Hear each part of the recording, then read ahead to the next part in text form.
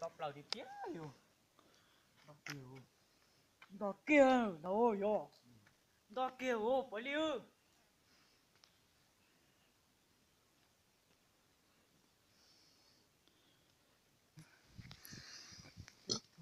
Có cô phải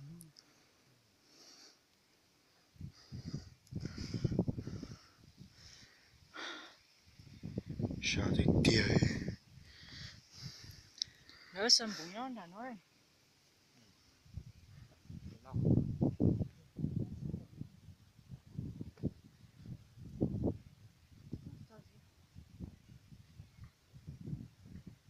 Cái đây rồi.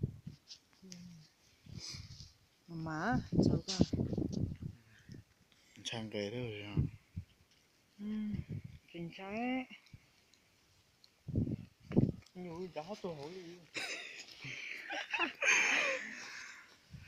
có cái vụ nhớ đấy à Ô, chỉ nhớ gì. nhớ kìa bây giờ Chứ phải cái lúa là cái nó không nhớ. Cái này. Thôi tờ hư à. Đá, khó non đá là. Đéo khỏi con đéo tao.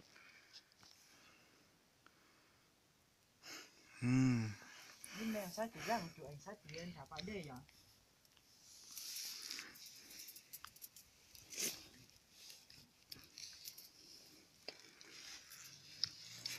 chạy vụ nhớ tí luôn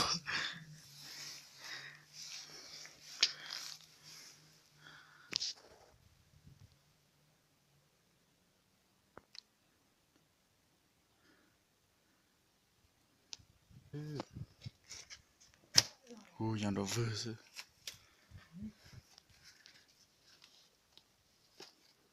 cho nó mà cây xem nào chỉ cho đây cho nó đây mấy số tao đâu bố sẽ cháu nó hồ thì bố sẽ cháu nó nè sẽ cháu thì rồi đi nó thì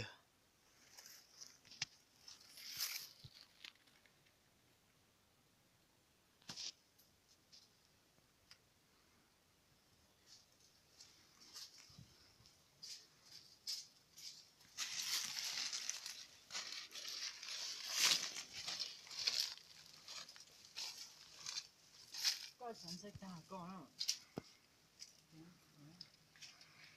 bố sẽ phải non rõ ấy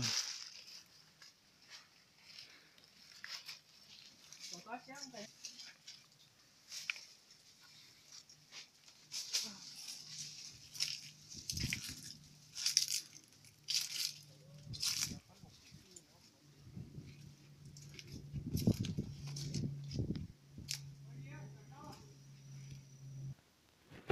Nhớ dây lúa tí luôn.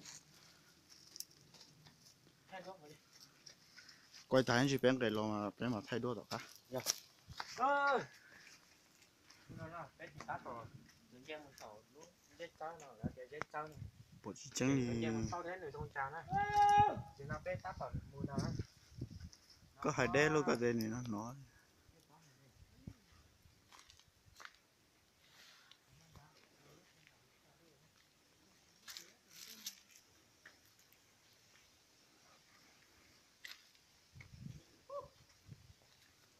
bố sẽ xía hay ư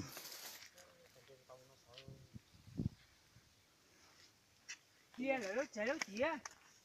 Thì em mà lúa em bình nữa. Nà chỉ lên từ nó lia hả? Với chính chỉ. nó còn nó chỉ một bộ bà đế khó xía thằng thôi Nhỏ. bố sẽ cháu Thuế lỡ chỉ nên đông con chơi xấu ấy. ở dưới nó tổ chop thở sát tổ thiết Nó cho cái nên đông rồi à. Cho cái này.